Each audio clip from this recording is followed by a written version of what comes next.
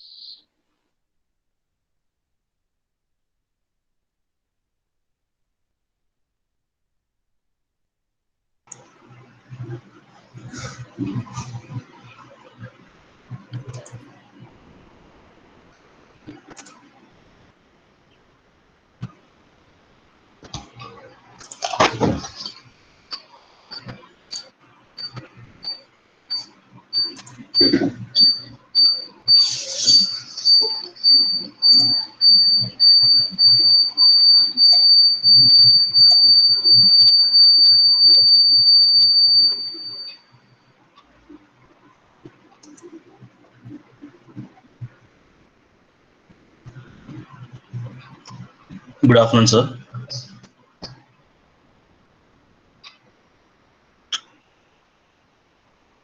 Good afternoon. Yes. Yes, sir. Sir, Gurji shall sir, we am I start this? audible? Yes, sir, you are audible, sir. Director, sir, is also there, sir. Yes, sir. We will start. Yes, thank you, sir. So good afternoon, one and all. So once again, I'm very happy to invite you all for the third webinar, which is being organized by our Occupational Therapy Unit, Department of Therapeutics, NIPMD. So today the topic is about the nutritional deficiency for children with disabilities. Our resource person is Dr. Karthikeyan Ramachandran. So sir is the physiatrist who works in the Bharat University. Today sir would be the resource person for this wonderful webinar. So before I would like to invite our resource person, I thank our director as well as our head of the department, Sri Santosh Khanna sir, and I invite on behalf of the participant as well as the Department of Therapeutics, Sri Nachiketa Raut sir, our director, to share the inaugural speech and to give greetings for the participant as well as to the resource person. Thank you, sir.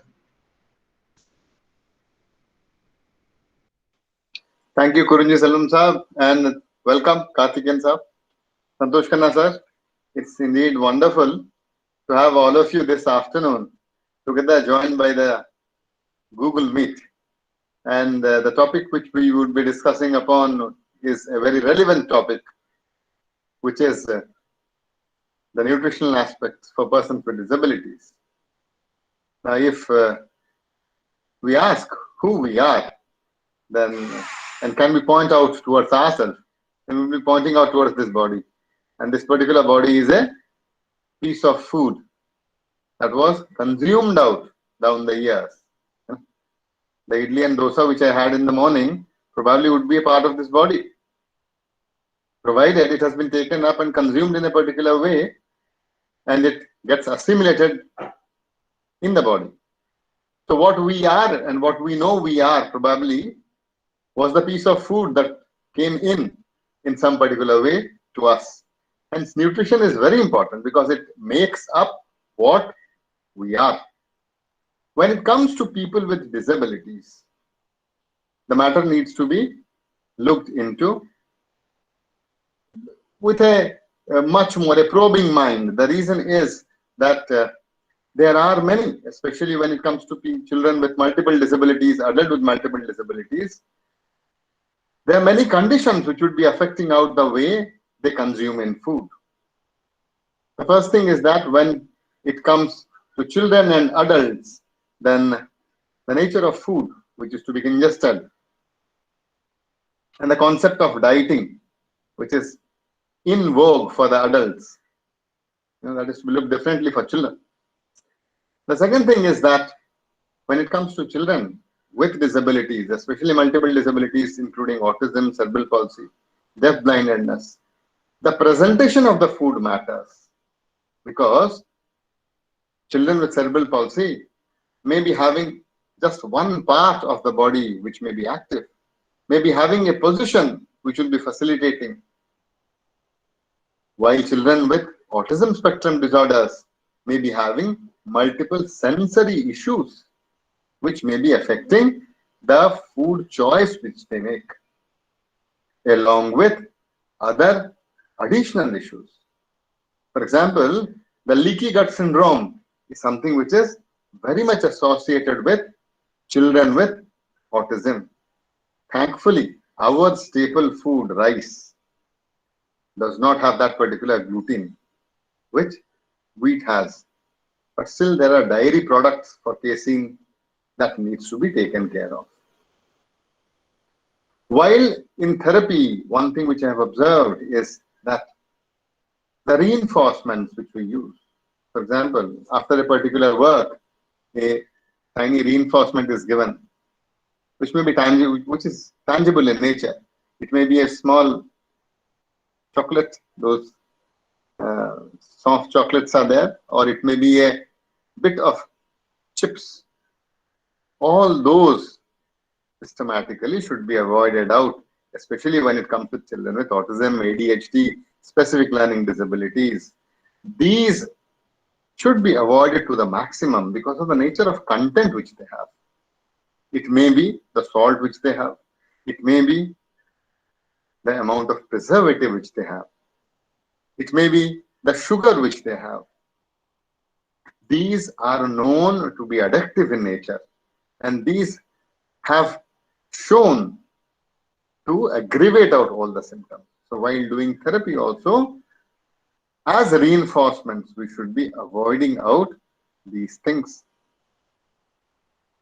Then if we look at the food habits, fortunately, the water content of the food, that's something which is very important.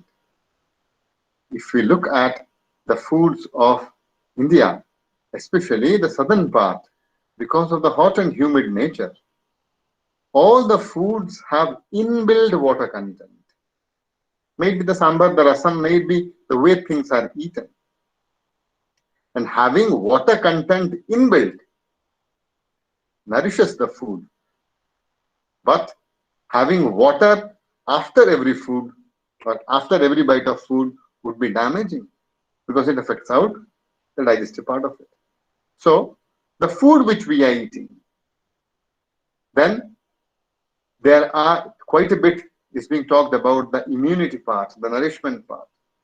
The best is, I was reading about this particular plant which itches, and it itches because of high acidic content into it. And wherever this particular plant is there, nearby there would be another plant, the leaves of which would be having the base of it, which can be rubbed out to remove out the itching. That means nature, by its own diversity and by its own creation, would be creating out a set of food items, a set of plants around in the particular area, which would be addressing out all the diseases which are available or which happen in that particular season, in that particular area. So I was there in Uttarakhand, Dehradun, Himalayas, lower Himalayas, for 2 years. And I was amazed to see that. The number of neem trees which are here in Chennai, all around, you'll hardly find any neem tree out there.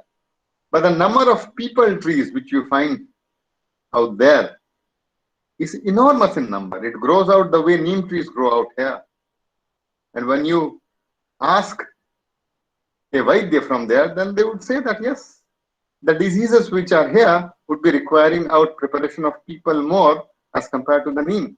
And the diseases which happen out in this part would be requiring out the neem more. So the food which is available within a kilometer and more, things which are grown local, would be having all the necessary nutrients, nourishments, vitamins, antioxidants. Local food should be having that rather than having imported things. For example, if you have a choice of purchasing out this apple, which would be 300 rupees a kg, and with this, if we have to compare out purchasing out this Banganpallai mango, which is found local and is 150 rupees a kg, we should be going out for this mango because it comes from within 50 kilometers from an orchard here, and this comes from Kashmir. So this 300 rupees kg must be 1 month old, losing out most of its things, and is not locally grown. So choose out this mango. And if you compare this mango, which is 150 rupees a kg, with the banana, which is growing out in the neighboring, in the nearby orchard, then we should be choosing out this banana, which is 30 rupees a kg, because it will be having a much more set of nourishments and requirements. So not necessarily the fancy items which are coming in, maybe the strawberries, maybe the apricots, maybe the Thailand berries which are there. Local things would be giving in immunity. So think about what is local, seasonal, and economical. It's not just good for our body, it is good for everything holistically. So these are a few things which needs to be kept in mind as far as I understand for general health as well as the health of people with disabilities. With these few words, I would like to congratulate the department of conducting such a wonderful event, addressing out such a pertinent issue. I thank Dr. Karthikeyan to have joined us. I thank our head of the department, Sri Santosh Khanna, a dynamic gentleman, and Sri Kurunji Selvam, along with the resource persons and the faculty member. I could see Mr. Samuel Dinakaran, Mr. Pankaj, and another set of people who are here for this particular webinar to happen. Thank you one and all, and we formally declare this to be open. Thank you.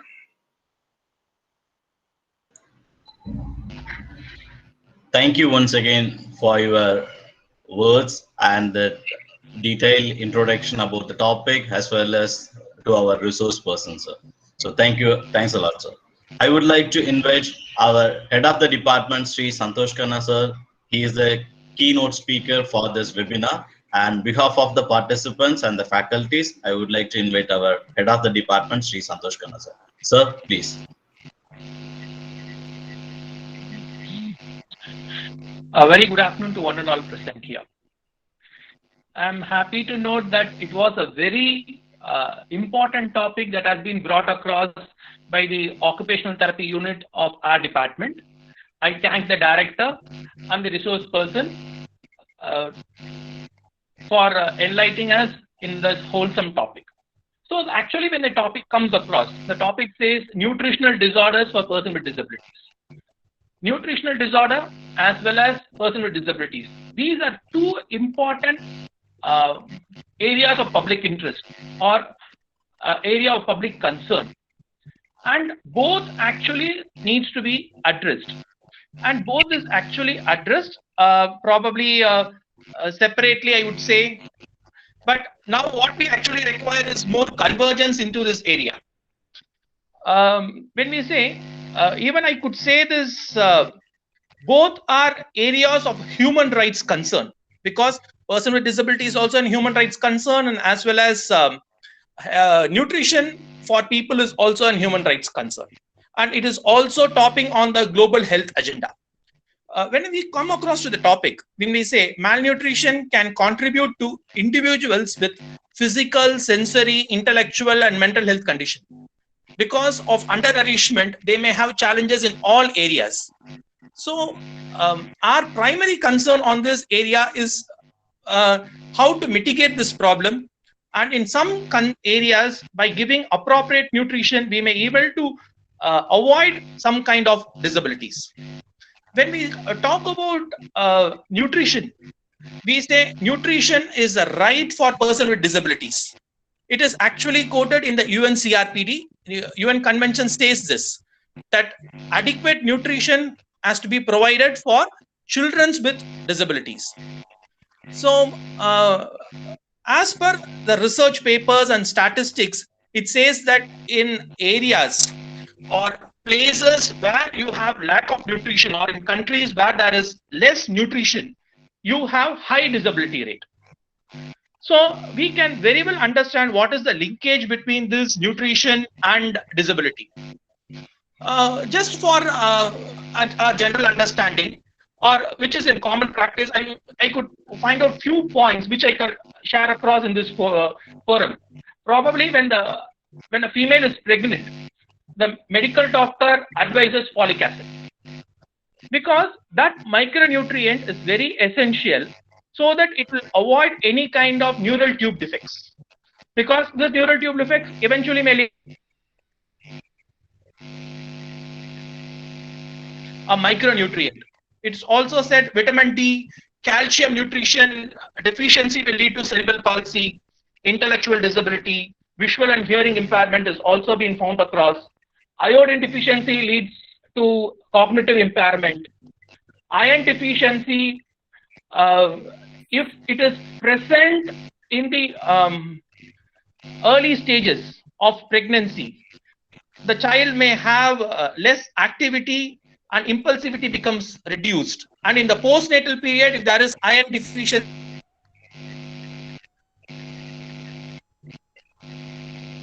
it leads to emotional and cognitive problems. So, voice is breaking. It is also found from research papers that says that suboptimal pelvic growth in girls is present when they have poor. There is suboptimal nutrition is being given to females during the early stages. that actually leads to lack of development of pelvic organs. So what is the scenario of it? Because when the female grows across, the female may have a difference in cephalopelvic disproportion may be there, and when she gives birth to the child, that there is chances that child may have cerebral palsy if there is less of obstetric and gynecological interventions, because this lack of nutrition and all those conditions is happening predominantly in rural areas. So this is a very important thrust area, because it is not only we as felt across, it is the United Nations have felt, and they are trying to find out what is the actual linkage between these two. How disability leads to malnutrition and malnutrition leads to disability. So when we take across children with cerebral palsy, usually the children with cerebral palsy has problems in swallowing. Because they have challenges in swallowing, they take less nutrition and they become malnourished. So this is disability leading to malnutrition. Same way we take about cystic fibrosis, they have challenges in absorbing nutrition. When we take children with autism, they have lactate intolerance. So there are conditions. This goes actually hand in hand. Malnourishment leads to disability and disability leads to malnourishment. So both actually are a thrust area in the global scenario, the global health agenda. So if a better focus is being drawn across, a better linkage is drawn across, more better outcomes will be there. So with these few words, I thank the unit of occupational therapy who has taken up this topic. I welcome the resource person, Dr. Karthikeyan,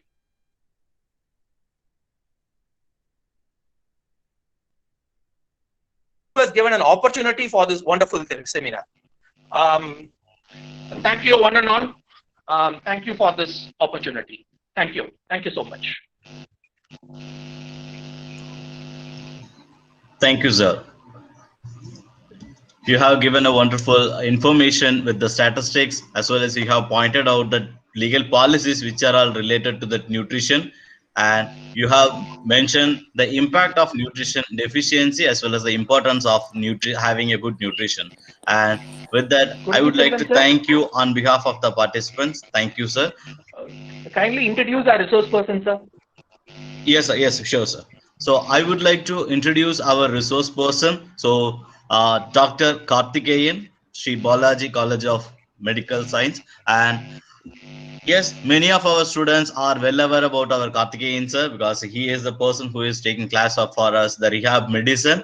So, but today, sir is a resource person. Based on our request, he has accepted our request with this busy schedule. And today he is going to talk about the nutrition and importance of that, how the persons with the disabilities are having more concern over the nutrition, and why we have to learn as being the rehabilitation professionals, why we have to learn about this. And these are the concepts today sir will speak about that. On behalf of the participant as well as the NIPMG, once again I would like to invite our resource person, Dr. Karthikeyan Ramachandran. Sir, please. Thank you. Am I audible? Is my voice is clear? Yes, sir, you are audible, sir. Okay. So, the most respected director, Lipman, the learned faculties of Lipman, good afternoon to one and all. My sincere thanks for giving me this opportunity. So, sorry to mention, can you be a bit louder, sir? Yes. So, is it okay now? Is it audible? Yes, sir, now it's okay, sir. Okay, fine. So, most respected Director Nipman, the learned faculties of Nipman, thanks for giving me this opportunity. It's my pleasure to interact with you all, because always Nipman is always close to my heart, and on and off. Very frequently I used to interact with the faculties and the students of NIPMED through various departments, either physiotherapy or occupational therapy, clinical psychology. So this is how my association is with NIPMED is more than 10 long years. So my sincere thanks to one and all. Now I request Pankaj to share the screen where I will show my slides. Pankaj, I request you to share the screen.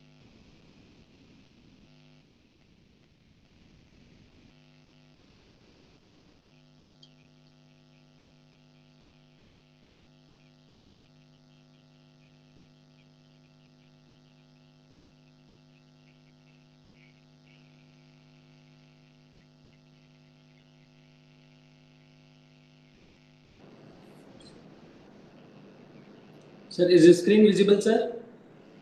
Yes. Yes. You can maximize the screen. Yes, sir. Done, sir.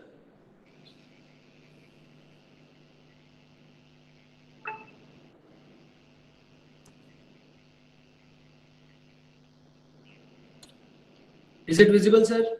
Yes. Yes. So now the topic for discussion today is the nutritional disorders among persons with. Okay, I think I'm getting comments that the headphone is not working properly. I'll take the headphone. You can keep your mouth so it could help us. Is it audible now?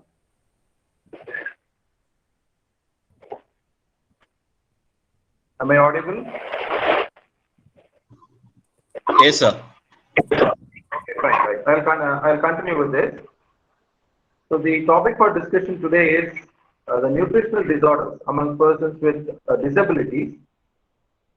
Thanks for giving a kind and good introduction by Guruji Selvam. The next slide, please.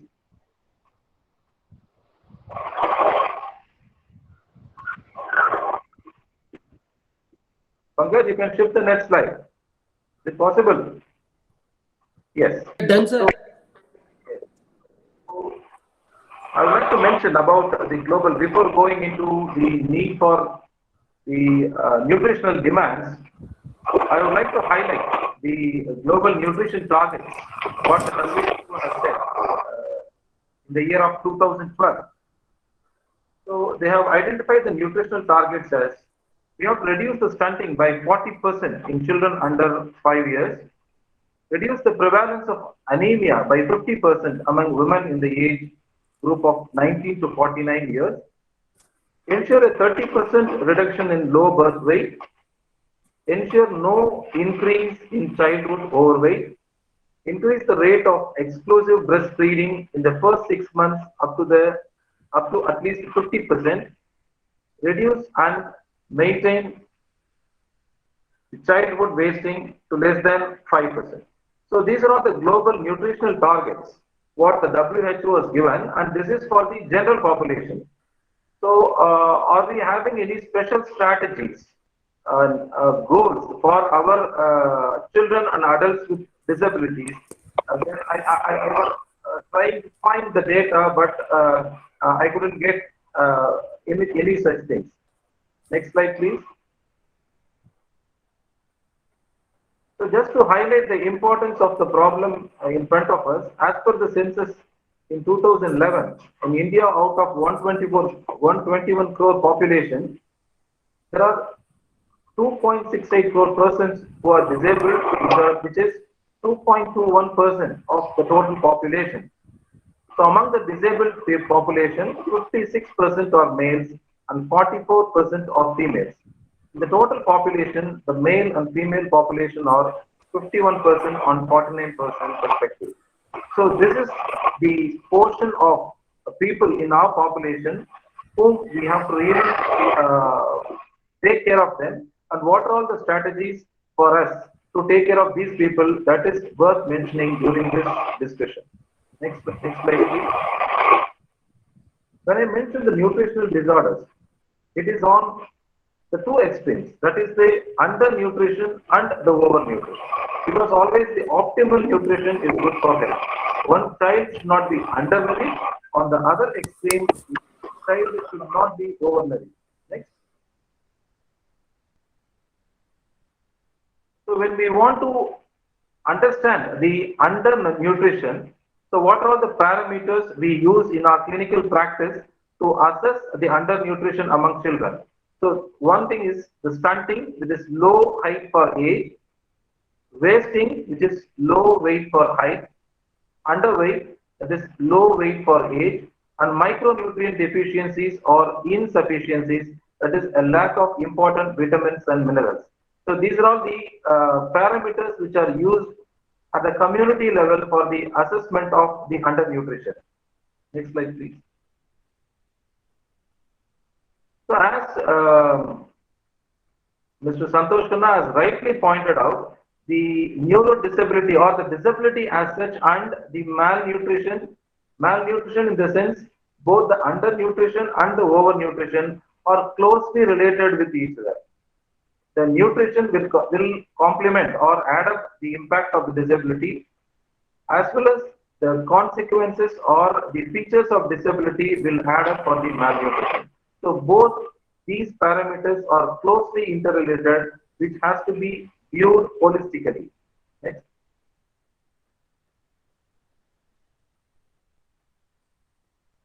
So when it comes to undernutrition, what are all the important causes of undernutrition? So the undernutrition of a child starts from its life in the uterus itself. As it was rightly pointed out by the previous speaker, when the nutrition is not being fed properly for the growing fetus, then the problem starts from the uterus itself. So as it was pointed out, the supplementation of folic acid during the antenatal period prevents the neural tube defects. At the same time, supplementation of iron to prevent the anemia, iodine to prevent hypothyroidism, vitamin D and calcium to minimize or mitigate the skeletal deformities and rickets. So the proper nutrition of the child starts from feeding the mother itself so that the child is delivered normally after its intrauterine life. Then after the child is born, so what are all the factors that really affects, which has its influence on the dietary habits? First, I would say the socio-economic factors. There are families who cannot feed their children with a nutritious diet because of various socio-economical and financial reasons. And second is the inadequate awareness on dietetics among the caregivers. Many parents do not know about what the child has to be fed and what is called as balanced nutrition. So, though in spite of the availability of the food, all the food, the parents may not be knowing what to be given as the nutritious or the optimal diet. And there are a lot of eating disorders and the behavioral problems among the children. There are children who will be, especially the children with developmental disorders, they will be attracted to one particular food. As the director sir has rightly pointed out, the children with developmental disorders, autistic children, they will, if they say that they are attracted to one particular food, they will always would like to have the same food. I have seen a child in NIPMED when I was conducting a health camp. One child used to take 8 eggs per day because the parent was telling only when the child sees the egg on the plate, he will start eating. So just to make the child to eat, the parents will keep on keeping 2 eggs on the plate every day, every meal in fact. So the child was very badly overweight, in fact obese. So these are all the behavioral problems and the eating disorders which is there among the children. And the unbalanced diet with poor nutritive values. When the child or the parent are not with adequate knowledge that what is called as the nutritious diet, they will be having the unbalanced or diet with poor nutritive values. And even if the child is eating, there are reasons where the child cannot chew properly or swallow properly, as in case of cerebral palsy, craniofacial anomalies, Down syndrome, So all these children will not be able to swallow properly, which really affect their nutrition. So all this, starting from the availability of the food, awareness on proper diet, unbalanced diet, malabsorption syndromes with parasitic infections, difficulty in swallowing, all these will contribute for the undernutrition. Say all these factors are in fact is there with the normal children, but in case of children with disabilities or adults with disabilities, this has to be taken care of with adequate attention. Next.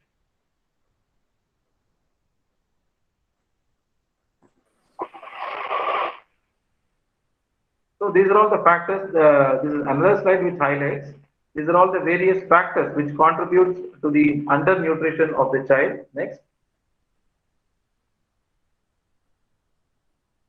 Now, as we have discussed about the causes of undernutrition, and what are the effects of undernutrition? If the child is going to eat like this for a long time, which is taking an improper diet, over a period of time, the child will have a developmental retardation, developmental delay, which is both physical as well as mental. So developmental retardation, poor immunity with frequent infections, skin lesions. There is a big list of ill effects of undernutrition, but I am just highlighting a very few points which are really significant for our day-to-day practice. Skin lesions, anemia, muscle and bone weakness, or deformities. So these are all the most common problems we encounter in our daily practice because of the undernutrition among the children. Next. So just to highlight a few important problems of undernutrition. So this is the protein energy malnutrition, that is the underconsumption of calories or protein. So this is the most important form of malnutrition, which is mostly associated with poverty. When it associated with the deficient calories, it is called as marasmus, and extreme protein deficiency, it is called as kwashiorkor. But I would say that it is very fortunate enough because of the nutrition programs, both from the NGOs as well as the governmental agencies. We are very fortunate that, especially in South India, we don't find these sort of diseases nowadays. Either the proper awareness of the parents regarding the nutrition and the school nutrition program or the meals that is being provided in schools, really that has made a big impact on the nutrition of the children, noon meal program. So this is one it was very common, but nowadays it is not so because of good intervention on our nutritional practices. Next. So this is marasmus, this is extreme protein deficiency. See how the child is totally, all the muscles are flabby, the bones are prominent. So this is what this is because of the protein deficiency. Next. And this is called as the Bitot spot, which is present because of the vitamin A deficiency. I have seen parents telling that the child is not able to concentrate properly, he is not reading properly, and they attribute that for their behavioral problems. When we closely evaluate, we can see that the problem is because of the poor vision. The vitamin A deficiency has caused the problem with their vision, and that is causing the child not able to see, and eventually it will present as lack of concentration. So the chronic vitamin A deficiency present with the night blindness or difficulty in distant vision, as well as this is one clinical manifestation of vitamin A deficiency, which is the Bitot spot, is nothing but a silvery scaly lesions which is present along the lateral aspect of cornea along the eyes. So this is the Bitot spot, which is the manifestation of vitamin A deficiency. Next. So you all see that how the child's bones are malformed. There is a bow leg, knock knees, and the wrist is deformed, and you can see the chest ribs are not well formed. There are prominent bulges along the ribs. All these are due to the problems with the calcium metabolism and the vitamin D deficiency. So calcium, vitamin D are very much important for the growing skeleton to grow properly and to get to have a matured skeleton on their later date. So this presence of vitamin D deficiency, which causes osteomalacia and later on rickets, which leads to all these bony deformities. When we are not intervening that these deformities on time, definitely on the adulthood, the person is going to have a lot of skeletal deformities. Next. So I have mentioned about what are all the causes of undernutrition, what are all the manifestations, clinical features of undernutrition. So I would say that whether it is a normal children or the children, the special children, whoever it may be, the intervention is, we have to make it very clear that we have to intervene on time. So the disability management and medical care are closely associated. So how we can go about this? This can be taken up by the social welfare programs with access to all the nutritious foods, awareness among parents and caretakers to correct the medical problems if present, which really have an influence on the nutritional practices, and better integration of special schools with healthcare system. So any system or any institution which is taking care of special children, I would emphasize that the disability management is must be closely integrated with medical care, because the lack of proper medical supervision can aggravate the effects of disability, or sometimes when we train a child for to come out of the disability, definitely when there are associated diseases, it is going to really disturb the child. So this is my humble request that even in the NIPMED, I would request to integrate more medical care for our special children. Next. Now on the other extreme, what is called as overnutrition. So undernutrition, in fact, if you ask me, which is relatively difficult to treat, whether it is undernutrition or the overnutrition. So I would say that it is very difficult to treat the overnutrition. Even in the undernutrition, when we supplement the food by educating the child, educating the parents, if the child is not able to swallow, at least we put a rice cube and we feed the child. Make sure that the nutrition is getting reached for the child.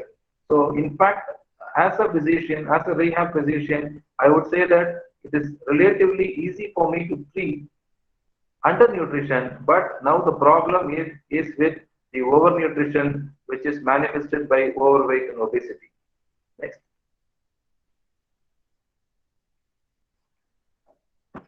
So this is a person who is on wheelchair. We do not know he is sitting on the wheelchair because of any disability or obesity itself making him disabled. Next.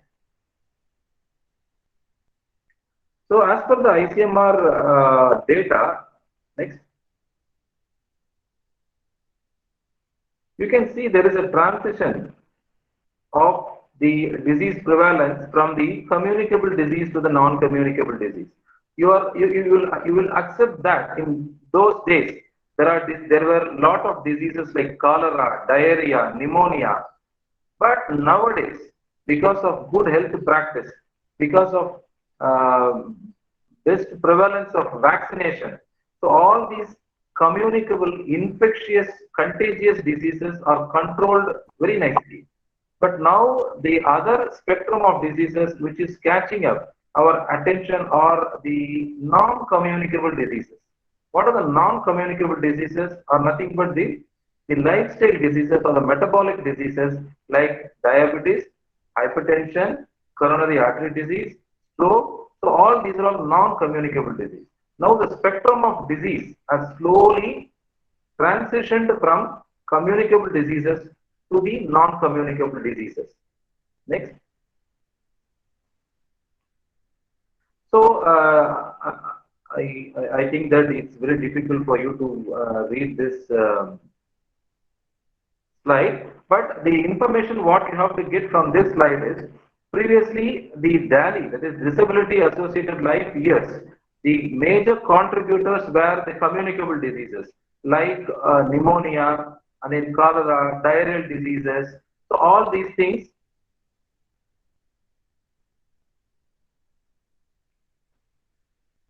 Right. Thank you. I think Pankaj is maximizing, right? So previously it was the communicable diseases, but now slowly the non-communicable diseases which I have mentioned are taking up. So now what are our strategies for mitigating this non-communicable diseases among our children, adults with disabilities? So everywhere when they frame policies, it is for the total whole population.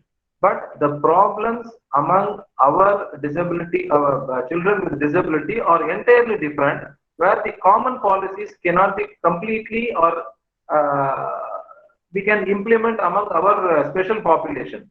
So we should know the problem for the whole population. At the same time, we have to frame our own customized policies for our special population, and it is a high time that we have to intervene. Why? Because when the children with intellectually challenged, when the children is physically challenged, they are not the children always. They are going to grow as adults. So we do a lot of advocacy for their right to education, right to vocational opportunities. But I feel that we have not done enough for their right to health access. So when these children are not being taken care of at this point of time with right nutritional and lifestyle practices, over a period of time, when they grow as adults, they will have all these lifestyle diseases, which is documented here, like diabetes, hypertension, and coronary artery disease. Like we don't have the data of the persons with disabled who are having this lifestyle disease. And I have not seen any data that how many special persons are undergoing angiogram, how many physically challenged are undergoing angioplasty. It doesn't mean that the special people don't have any heart problems at all, right? They have heart and they will have heart problems, but there is no documentation. We don't have any policies or protocols to investigate into these problems, the lifestyle, adulthood, or the metabolic problems of the children and the adults. So they are not always children. When they grow as adults, they will have all these diseases on a later date, which is going to be a big health burden for the individual, for the family, and the society. So we have to pay special attention for our children so that they will not land up with these diseases when they grow as adulthood on later date. Next. So what are the causes of deaths? Again, previously it was the communicable diseases. Now slowly you can see that the ischemic heart diseases, stroke, and the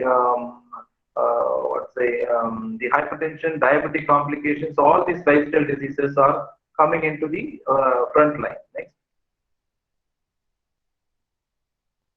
So what are the strategies, policies for the persons with disabilities? We know that there is a transition from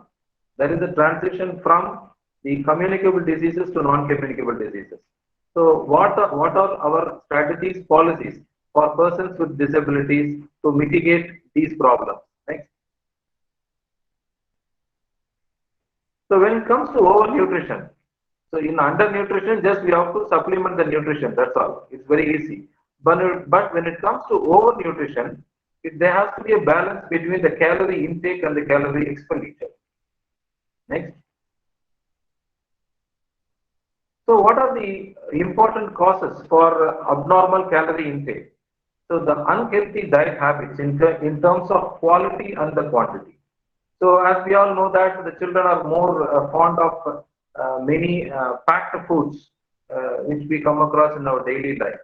So it is because of unhealthy diet habits in terms of quality as well as quantity, right? And there are certain medicines which the children are taking for their disease, which may increase their appetite, because many parents are telling these as a reason why the child eats a lot. So medicines increasing appetite. And one another important factor which I want to highlight is difficulties on assessment of overnutrition. So what are all the parameters which you assess for overnutrition? We have to measure the height or weight, or sometimes when in adolescent ages we have to take the blood sugar or the fasting lipid profile. So there are when they don't have adequate access to the healthcare facility, that is any clinic or a hospital, they never measure the weight or height at all. When I attended a camp, when I asked the parents how much does he weigh, he said we do not know. Since long back we weighed, definitely it was the child was 10 or 15 kgs more than the figure what they said. So they don't have access to assess the effects of overnutrition. And when I say that there is a difficulty in measuring the height and weight, then you can think of how we can take a blood sample for assessing the blood sugar and the lipid profile.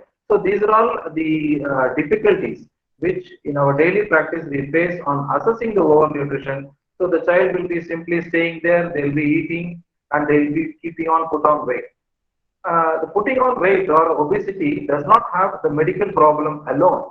It has a lot of social impact. Why? Because when the child is small, okay, with normal weight, the mother used to carry the child on her waist and take the child to everywhere, and especially to the schools. As the days goes on, the child is putting on weight, and the mother is getting old.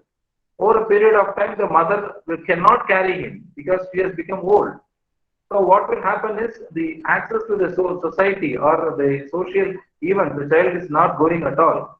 And this is one big reason, main reason for many parents, they are making their child not going to school because I am not able to take him to the school. So though it has a medical consequence, this one important social effect which I have faced, I have gone through during an interview with a parent. So these are all the causes for the increased calorie intake. Next. So these are the caloric values of food. I would say that these tables has to be given to every parent. This table has to be given to every parent because the nutrition has to be balanced between the calorie intake and the calorie expenditure. So you cannot, when the calorie expenditure is more, then there will be wasting. The child will be growing lean, there will be muscle wasting. When the calorie intake is more, then the excess calorie will be deposited as fat and the child will put on weight. So we have to assess what the calories, what is the amount of calories that the child really needs. Then we have to supplement only that, right? So these are all, this is the calorie table which the normal food has in it. So in fact, you have a separate calorie tables for North Indian food, South Indian food, and everything. So it is very well available. In case if you need, you can take the help of a dietitian or a nutritionist. So this is the caloric values of every food item what we take. Next. So the healthy diet, as you all know, this is basics in biology. That is, every carbohydrate entity will give 4 calories per gram. Fat is going to give 9 calories per gram. Proteins 4 calories per gram. And after that, the vitamins and trace elements. So whatever the diet you take, the titrations will happen only among these 5 entities. Next. So when it comes to carbohydrates, in both adults and children, the intake of free sugar should be less than 10% of total energy intake. And if it is less than 5%, it is well and good. So what I mean by free sugar is, the sugar or carbohydrate is the monosaccharides, disaccharides and polysaccharides. The free sugar is the one what you take is glucose normally, that is the sugar, white sugar what you are taking. So it is better to have these sugar. It has less than 5% of the total energy intake, right? You can have complex carbohydrates, which is available in greens, vegetables that you can take. I'm mentioning about the restriction is about the free sugars. When it comes to proteins, ideally you have to take 10 to 35% of calories as protein, and this will vary based on the age and the if there is any associated comorbids, this will vary. But ideally, 10 to 35% of total calories should be taken as protein. Next. The total fat should not exceed 30% of the total energy intake. Total fat should not exceed 30%. Among these fats, you have polyunsaturated fats, monounsaturated fats, and saturated fats, trans fats. So these are the four types of fats what you have in our daily life. Among these, the ideal to have is the polyunsaturated and the monounsaturated fats. Polyunsaturated, you might have seen in the advertisements as PUFA. It has the safflower oil has a maximum PUFA content. PUFA is polyunsaturated fatty acids. The worst thing that has to be eliminated is the trans fats. Trans fats are the ones which are predominantly present in your packed items like Lay's, Kurkure. Even if the Lay's company hears this, they will sue me, but I don't mind. But all these Lay's, Kurkure has a high concentration of trans fats, which you can see on the label itself. This has to be avoided. This has direct impact on your heart and all other organs. So ideal to have is polyunsaturated fatty acids and monounsaturated fatty acids. The richest source of PUFA or the monounsaturated fatty acid is the olive oil, right? But in our daily practice, we don't use olive oil because our tongue does not cooperate with that. The next would be the rice bran oil, safflower oil. So all these are oils which has a better or higher amount of polyunsaturated fatty acids. The worst to avoid is trans fats, and in fact your hydrogenated fats, that is your vanaspati, even that is not good. Next. Keeping salt intake to less than 5 grams per day, that is ideal, and if you keep it as 2 grams, then it is well and good, because when you consult a cardiologist, when you are getting diagnosed as hypertensive, the first, even before the medicines, the first advice what the cardiologist would say is salt restricted diet, because salt is the one which is going to expand the fluid volume, which is an additional stress to the heart. So always have salt intake of less than 5 grams per day. And of course, again, all your packed foods for their better better shelf life, they have high salt, especially all your chips, all your packed items will have a lot of salt. Whether it is not good for both children as well as the adults, and it is even more dangerous or not good for the children. Always restrict the salt to less than 5 grams per day. Even if it is 2 grams, then it is well and good. Next. Previous slide. Fruits and vegetables. Eating at least 400 grams or 5 portions of fruits per day reduces the risk of non-communicable diseases. And all these fruits will have a rich of dietary fibers. So fruits and vegetables are always good, but there are certain restrictions with fruits and vegetables with persons with diabetes. That is different. But ideally, you should eat at least 400 grams or 5 portions of fruit and vegetables per day. So this is how you have to titrate. You have the 5 components, that is the carbohydrates, proteins, lipids or fats, vitamins, and trace elements. So I have told you how much should be the carbohydrate, protein, and fat. And among the fats, what are all the forms of fats that you can take and not to take? And ideally, you can take good amount of fruits and vegetables. So this is how you have to practice your daily diet. And if you are calculating your calories based on your daily activities, once the amount of calories that you need is defined, you have to share the amount of calories between these three components of diet, that is the carbohydrates, proteins, and fats, and that is how you have to make it as a well-balanced diet, right? Next. So this is the food pyramid. It is very well available in all Google pages of any diet nutrition websites. So it is, the pyramid is the base, which has the maximum proportion is your fruits and vegetables, next your whole grains and proteins, and last to be avoided are your refined sugars. Refined sugars, which you have to avoid. Next. So, what is really needed regarding the dietetics or the dietary nutritional pattern of the children is create awareness on healthy diet among parents and caregivers. That is very, very important. Poor parents, they do not know what is good for the child. And just to pamper the children, whatever the children ask, they give. And they do not know the ill effects of the diet or the food what they are giving. So you have to create adequate awareness on healthy diet among the parents and the caregivers. Educate the children and cultivate the habits of having healthy diet among children. So that is more important. You have to educate the children. We have to train the children. So, for example, if the child likes only the what to say, a particular fruit, for example, apple, you can make small pieces of apple and mix it with pomegranate. So this is how you have to train new tastes for the children, and it is high time that you have to educate the children to have a good, nutritious and balanced diet, and not what is it? Last but not least is make the food items delicious and tasty for children. So a child always want to explore new tastes.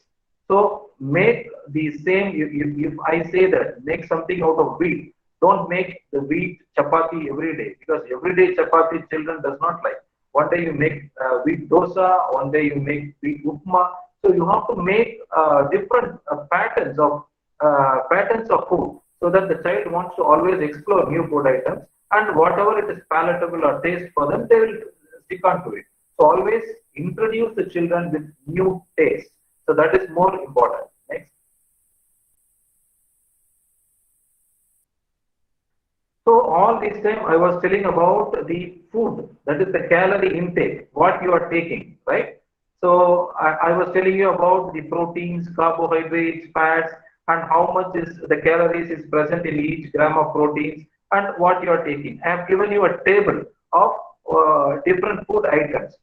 Of course, I would say that the best balanced breakfast or the food combo is our idli vadai sambar, right? So idli has a good carbohydrate out of rice. Vadai has, the dal has protein, and then sambar has protein. And when the vada is made out of oil, it has a fat content. So carbohydrate, fat, and protein, everything is there, right? So likewise, you have to balance between the different food items. So all these times I was telling about the food, the calorie intake. Now coming to calorie expenditure, you have to, whatever the food you are taking, you have to spend it, right? So I would say that the basal metabolic rate for our normal body to function with all the cells, you need 1605 calories per day. That is, it is just like keeping the car with the engine on. That's all. The basic thing that is happening in our body without any activity. Even if you are simply sitting, just for the basal metabolic reactions, the body needs 1605 calories per day, right?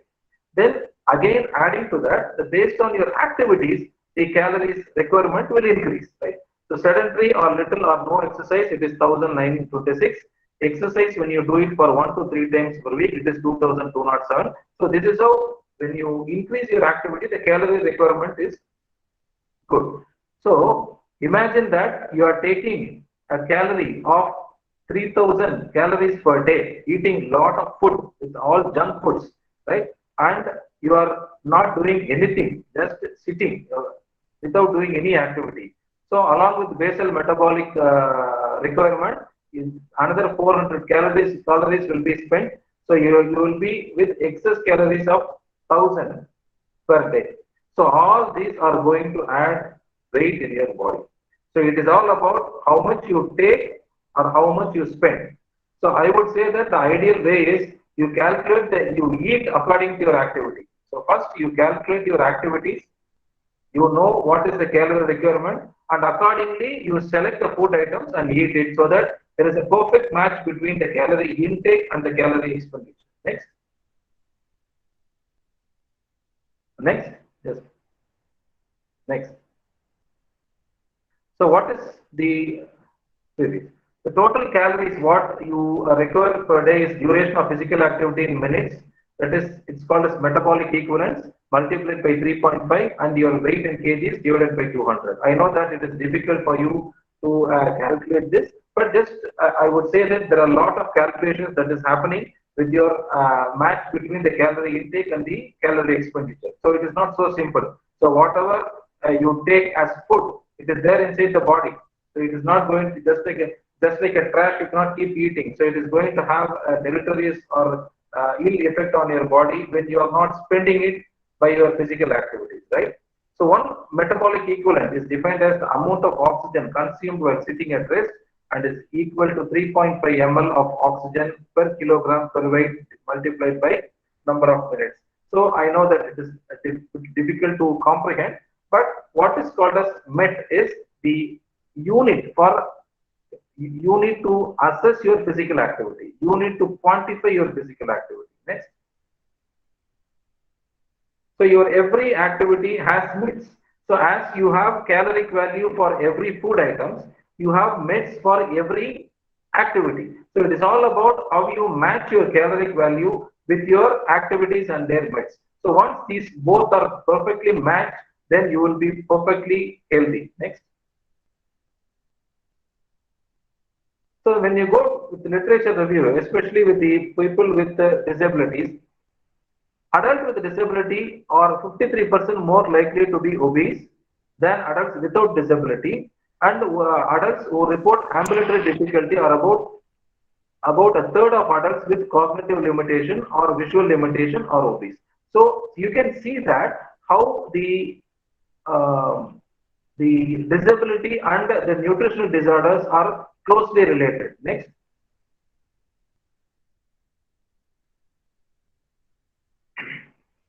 Obesity among children with developmental disabilities and autism also appears significantly higher compared with children in the general population. Again, this highlights the importance of the nutritional practices among children with developmental disabilities and autism. Next. People with disabilities are at an increased risk for experiencing multiple related comorbids and serious health conditions related to obesity, including type 2 diabetes and cardiovascular disease. So no children, I mean, no disease is spared because of the poor nutritional practices. Next.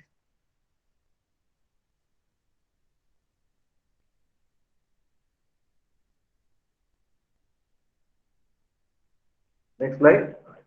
So I was telling you about how much to take, what is the food you have to take, and what are all the caloric values, and what are all the metabolic mix for each physical activity. That is okay, well and good.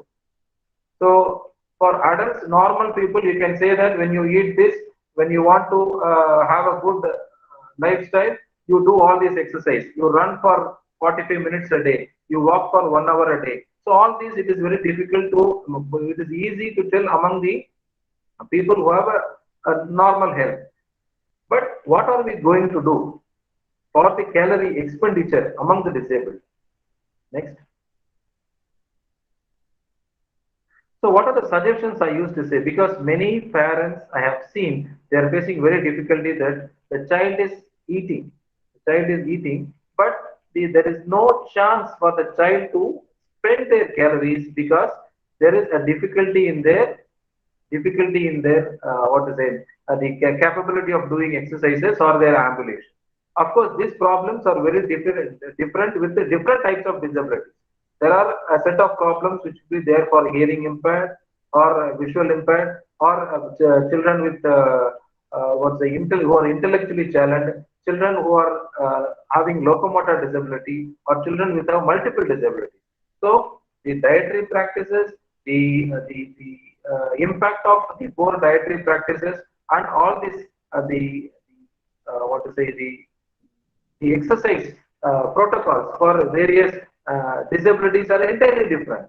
So in that case, what I would suggest is, if you ask the child to do these exercise, that exercise, definitely they are not going to do it. So you have make what are the suggestions I would make is make a complete evaluation, clinical evaluation. Start with passive, assisted active, and active exercises. At least you keep moving their muscles. Keep moving their muscles. Assisted active, whatever the child moves, let it move, and you assist it.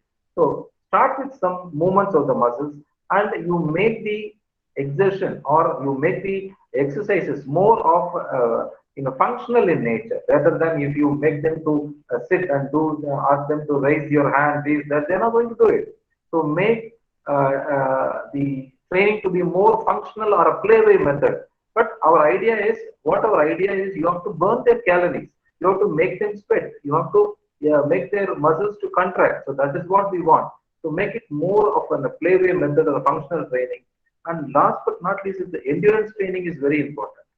So many children, when they are in a lesser age, they can cope up with their own endurance. But as they grow, as they grow and they put on weight, when they reach their adulthood, definitely they will face a lot of issues, especially with their endurance.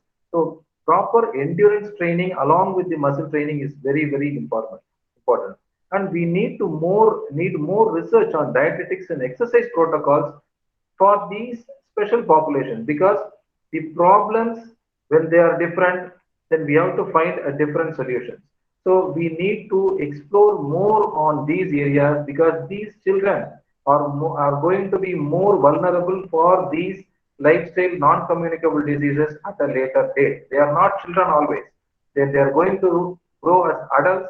They will have all these problems. Unfortunately, we don't have adequate data. What is the prevalence of diabetes or hypertension or coronary artery disease among these special populations? So I request all the rehab professionals to concentrate more on this. Really, it is going to add value for all your training to mitigate their disability. Next. Again, I would say, last slide. So what are our global nutrition targets? So all these targets are there for the whole population. But when we want to meet these targets for our special population, the problems are different. The presentation of such problems are different. So when the problems are different, so it is our responsibility to go and analyze those problems and come out with a customized solutions for achieving these targets among our special children and the special adults. Next. The take-home message which I want to emphasize is, there should be a balance between nutrition and physical activities for good health. Understanding of relation between malnutrition and disability, that is both complementing each other. There should be a system for periodical evaluation of health status among the children with disability. Education of parents and caregivers for their welfare of the children with disability. Emphasis on research in prevention and management of lifestyle diseases like diabetes, hypertension, coronary artery disease among the persons with disability. So this is what I want to emphasize, that we need more concentration on this area, that is the nutrition and the exercise part, because these are the people who are going to have all these lifestyle diseases on the later date, and it is our responsibility to take care of them, to prevent these problems among our special population who are only dependent on us for their good quality of life. Thank you all.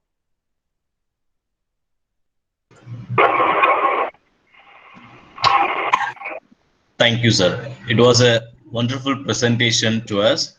Within the stipulated time, you have nearly covered all the topics related to the nutrition, and you have explained us about undernutrition, overnutrition, and importance of the nutrition, and you have explained protein, energy, malnutrition, marasmus, rickets, like other conditions also. In addition, you have explained about that fat, carbohydrates, how much of quantity we have to take, and what is food pyramid, and how important the salt and fruits and vegetables are in our diet, and if a person with a disability, so what are the problems they may face due to the nutritional deficiency as well as the overnutrition, and you have explained what are the difficulties we may have when we are being the caregiver of the persons with the disabilities, what are the problems we may face during our aging process, that also you have explained. Other than these facts, as you have given a home taken message, and you have given us suggestions what are the things therapeutic intervention we can follow in related to that nutrition. And really it was a wonderful presentation, sir. We would like to convey our thanks on behalf of the participant as well as from the Department of Therapeutics. And over the above, I have to mention Dr. about Sri Pankaj Kumar, who was behind the screen, who done all the work related to this webinar, and he coordinated in a very precise manner. On behalf of the participant as well as Department of Therapeutics Occupational Therapy, I thank Sri Pankaj Kumar, Faculty of Occupational Therapy. Thank you so much, sir. Thank you, sir. Thank you all. Thank you all for your participation. We would happily invite you for our next webinar, which is probably may happen in the first week of June. Thank you. Thank you so much. Thank you all.